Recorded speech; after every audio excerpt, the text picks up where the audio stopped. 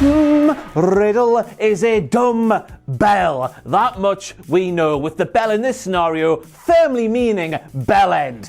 Dumb bell end. But during last night's Raw, we saw our boy Keith Lee quite literally using Matt Riddle as a human dumbbell, meaning that Matt Riddle is two different kinds of dumbbells. But this is also a night where Lana pinned Shayna Baszler, and I guess the context is key here, but nonetheless, the end is nigh, the end is nigh, time to run away, the end is nigh, nigh. And I tell you what, there was some good professional wrestling action on last night's show. The tag team main event, it had its moments. The triple threat, it had its moments. And I don't know if this is just me with Monday Night Raw, but once again I came away feeling all kinds of meh. Forget about Raw is war, Raw is meh. Every week, it never changes, but I am basic bitch, Ross Twiddell from Cultaholic Wrestling, and these are all the WTF moments from last night's Monday Night Raw. Intro man, please hit the intro, will you please?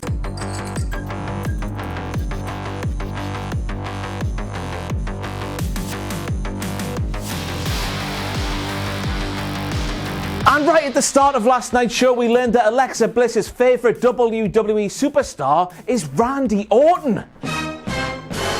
And I cannot have been the only person wondering, what the hell does the Fiend think of all of this? He's been like the dom to Alexa's underdom, the one that's submissive to the kids. Watch this show, Ross. Me and Sam were speaking about this dom stuff on the Undertaker tier list that went live on this very YouTube channel over the weekend there. And kids, watch this stuff. Why am I speaking about doms? And then we heard Alexa Bliss call the Fiend one of her best friends, which is only a WTF moment when you remember what went down on Raw inside the Firefly Funhouse on last week's episode. And just in case you don't recall, Alexa Bliss and Bray Wyatt, not the Fiend, but Bray Wyatt, the normal one in the jumper and whatever, they were saying that friends, the concept of friendship, was the worst thing since Shane McMahon's push up the card circa 2016 to 2019. So I guess that kind of thing from Alexa Bliss kind of makes the first WTF moment from this very video sort of make sense. But then again, I've got no idea what I'm speaking about, because when has continuity ever mattered in WWE? I'll tell you, never. And then we heard Randy Orton get on the microphone and he said, I knew what Bray Wyatt's weakness was. It was his shed, so I burned it down. But now I need to find out what the Fiend's weakness is. And I was thinking Randall Keith,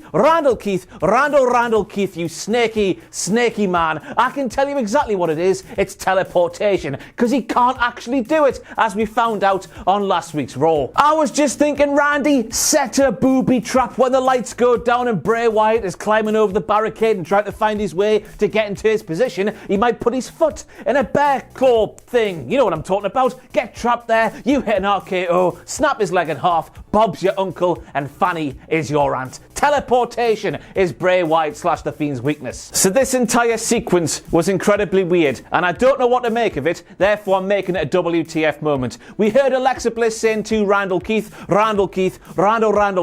who is manipulating who? And in the Fiend's light turning off sequence in the arena, it started. Randy Orton then said back to Alexa Bliss, see what I mean, as he was watching the lights turn off around him inside the Thunderdome, as he was thinking, here we go, man. It's the same old poo from Spooky Bollocks himself. More lights went off inside the Thunderdome. Then Alexa Bliss said back to Randy Orton, see what I mean? And then when the lights came back on, this is what we saw. Do you know what to make of this? Because I certainly don't. Initially, I was thinking to myself, this is Randy Orton picking up Alexa Bliss against her will and going, hey Fiend, this is my human lady toy possession now, not yours. But then I saw how Alexa Bliss was reacting to being inside Randall Keith's arms, and she appeared to be fine with it, which of course she was, because Randy Orton, he's a daddy. And then the Fiend was like, Randy man, you robbing bastard, give me back my human lady doll possession thing. And then Randy did that, and then Randy ran away, and Randy was shouting at the Fiend, who's laughing now? And I was thinking, Randy, nobody's laughing, we're all looking like that, we're all confused as piss. And then Tom Phillips came on the screen saying, well, it looks like Randy Orton has well and truly found the weakness of the Fiend, and that weakness is Alexa Bliss. And I was thinking, Tom, what the hell are you talking about? Randy Orton picked up Alexa Bliss did not resist, Alexa Bliss was then given back to the Fiend, and she didn't resist some more. That's what that means then. Of course it does. That means that Alexa Bliss is the weakness of the Fiend. What the hell was any of this about, man? If you know, let me know down there. And I was sat there watching that promo package for Elias versus Jeff Hardy in the Symphony of Destruction matchup. What the hell was that? And putting to side the utter bollocks that is the crux of this entire rivalry between Elias and Jeffrey James Nero Hardy, which of course is Elias completely disregarding things we know to be true beyond any shadow of any doubt. Elias, man, the suspect, he had a red beard and some red hair. Jeff Hardy does not have those things. But we continued watching anyway, and we saw highlights from what appeared to be last week's episode of Main Event or something. It was Main Event nonetheless, and we saw Jeff Hardy versus Ricochet on Main Event. And I was thinking to myself, when the hell did Main Event become something you have to watch? Look at you, WWE Main Event, you big boy. And I also liked it during that same promo package where WWE just cut it off. Just cut it off as if it didn't happen. But never forget that Jeff Hardy said to Elias, Elias, if you do not stop accusing me of this thing I quite clearly did not do, I'm gonna kill you. Never forget that happened, because they tried to make you forget that happened last night. But just remember, everybody, the Symphony of Destruction match that we saw on last night's Raw is different to anything you have ever seen before on a WWE show. And that includes the other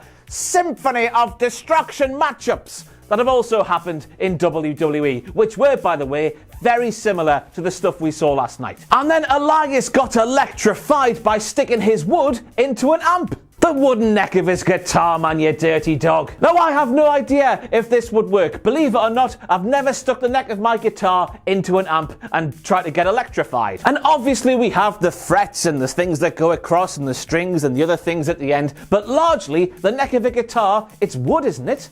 Are they saying that wood conducts electricity and therefore can shock a living, breathing human man? Because if they are, is that a WTF moment? I have no idea. I'm just a useless prick on YouTube. I'm not a scientist. If you are a scientist, let me know down there. And then we have Tom Phillips face fornicating the poo out of a line on WWE commentary like he did on Instagram a few short years ago when he claimed that cello and or double bass looking instrument was a bassoon. Well, it's not a bassoon, is it, Tom, you buffoon? Hi, take that one. I'm class me, oh dear. And then Jeffrey Nero Hardy did a swanton bomb off the top rope to the floor where Elias was, by the way. He wasn't just doing it for the crack thinking, I'd like to break me back for no reason whatsoever. He was trying to win the Symphony of Destruction matchup. But when he landed, we have the WTF moment, the WTF being him cracking the back of his head off the metal 900 million pound ring steps. And I don't know what your reaction was when you saw that happen, but when I saw it happen, I was like, oh, Mom! Now, the wrestling news, which we always know is absolutely 100% factually correct. They say that Jeff Hardy is fine, so I hope he is. That was horrible to watch. The saga continues. Riddle, the debate. It rolls on like a yogurt down a hill. Honestly, what could that M stand for there? If this is your first ever episode of WTF Moments on the Cultaholic Wrestling YouTube channel, first of all, where the hell have you been? And second of all, I'm putting it out there that Riddle is stealing from the Danone people. But if you've got a different hypothesis as to what that M could possibly stand for, and the word Matt is not one of... It can't be one of your hypotheses, by the way. Once again, let me know down below. I'm asking a lot of you today. I'm sorry. Do your homework, though. Slapjack won a singles match on Raw. The end is nigh, the end is nigh. Time to run away, the end is nigh, nigh. And once again, you're going to have to tell me when anything to do with Retribution winning a match on a WWE TV program is not a WTF moment. Because still, after the start Retribution had to life on Monday Night Raw, it's still very much a WTF moment to me. And then we heard Mizzles pitching many ideas to Sheamus. And one of the ideas he pitched was, why don't you cash in years of repressed resentment and I cash in my money in the brank? And of course, I'd never heard the word brank before. I always thought it was money in the bank. So of course I took myself over to the Google machine, put the word brank in there, and what I found was disturbing. The definition of a brank was a torture device used on women who were found guilty of being noisy, prone to arguments, or gossip. An example of a brank is a metal cage worn around a woman's head. In the Middle Ages, by the way, they don't exist today. Basically, it's a metal muzzle for a lady, and you're into some weird outdated crap, you are, Miz. And then Mizzle started taking the piss out of Sheamus, saying, hey Sheamus, when was the last time you were world champion? 5 years ago or something? And I was thinking, correct, Miz. It's even more annoying when I do it, isn't it? But then Mizzle said to Sheamus, you were champion for like, what, 2 months or something? And I was saying to myself, incorrect, Miz. Miz, sorry to be that guy, but Sheamus won the world title on November the 22nd. He then lost that same world title on December the 14th to a certain big dog, which of course means it's not 2 months, it's less than 1 month. And where the hell was Drew? There he is, his best friend in the entire world, quite literally getting maimed by the Money in the Bank briefcase. I cannot say this, the Money in the Bank briefcase. Money in the Bank briefcase. I feel like Murr when he gets injections into his mouth, the numbing one, you know what I'm on about. And Daddy Drew, he's nowhere to be seen, even though he has a tag team match alongside Sheamus against Miz and Morrison coming up later in the night. What a selfish prick. Yep, I wrong. Yep, I wrong. Here's a direct quote from Byron Saxton, who said Lana earned the right to be sole survivor at Survivor Series. Now that's what you should be saying, Byron Saxton. If WWE did the logical thing and had Lana prove to those no good bullies, Shayna Baszler and Nia Jax, how lasses, I do belong in this women's division. I can do the wrestles. Watch me do the wrestles just like this. Suplex, whoa, knee, yeah, bye-bye.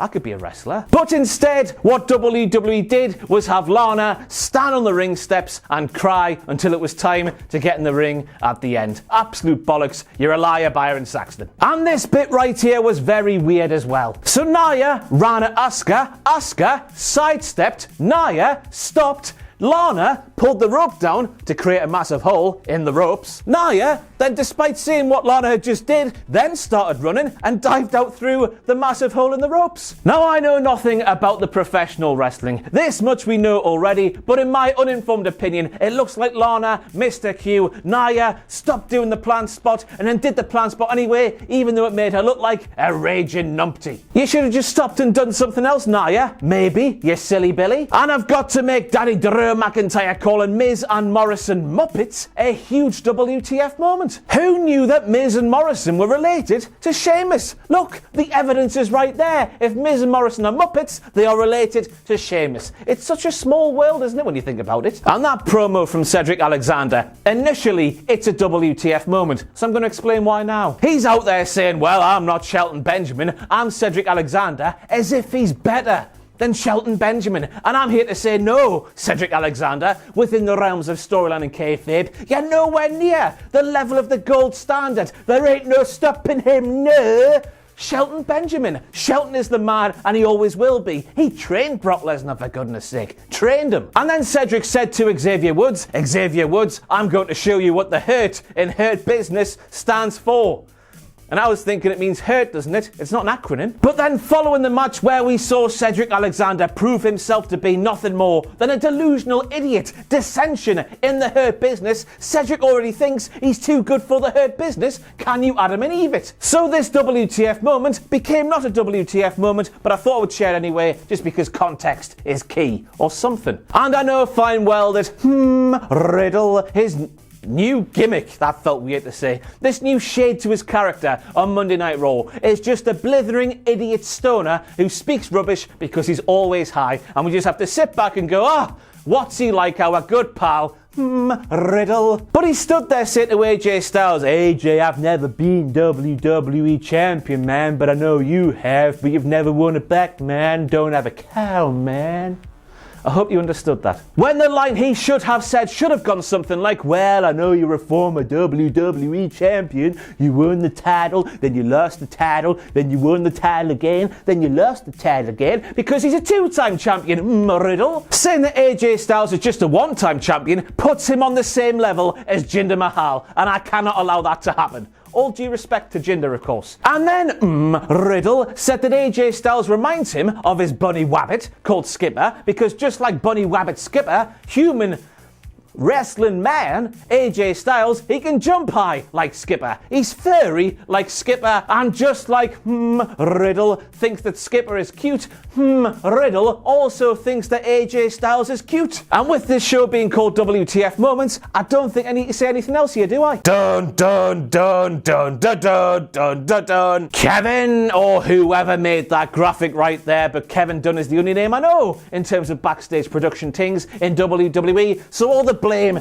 goes his way. Drew McIntyre did not win the NXT Championship in his NXT in-ring debut. We all know his NXT in-ring debut came on the first set of tapings after NXT TakeOver Orlando, where he took on Wernie Lurkin. Because of the fingers. Now, was this supposed to happen? I'm going to ask you for your input for the 4th time this video, I think. Let me know what you think down below. 5 seconds into that matchup there, however, Reckoning's mask, it fell off. And who would have thought it, eh? Mia Yim. NXT's Mia Yim was under the mask, and presumably she has been this entire time. This is brand new information I do not know how to compute. But then we get to the end of the match, which, by the way, Dana Brooke won clean, which is a WTF moment all by itself. Ali, Mustafa Ali, he gets into the ring and he starts shouting at Reckoning, or Mia Yim, saying, hey, there's no failure in retribution. And I was like, what the hell, nah? Hold up there, Mustafa. A couple of wins and it's all gone to his head, hasn't he? I remember the start of Retribution when they become an official thing and started doing the matches on Monday Night Raw. They lost 4 or 5 straight matches right at the start. Never forget that happened. Failure is still more prominent than success in Retribution, I think, as we're stood here today. So yeah, you take that one, Mustafa. So the referee's counting out Sheamus. The referee gets to the count of 7, and that is where Sheamus is. But despite our boy Sheamus looking like he's in horrible, horrible peril, we go to commercial break, we come back from commercial break, and Sheamus is back into the ring. Even though it looked like Sheamus, who had just been kicked so hard he thought his second name was O'Shaughnessy again, by the way. He was on the announce table, he was dazed, and he was confused. And I'm just going to ask the question, WWE, why do we keep going to commercials when we're in the midst of a 10 count? This isn't the first time, and I doubt it will be the last. Stop it, man. And that's it for your WTF moments from this week's Raw is Riddle. I've been Ross Twiddell from Cultaholic Wrestling. Let me know what you think about Raw down below. Is that the 5th time I've asked you to get your fingers busy? I'm asking too much of you. I do apologise. But I'll see you next time on these video things on the internet.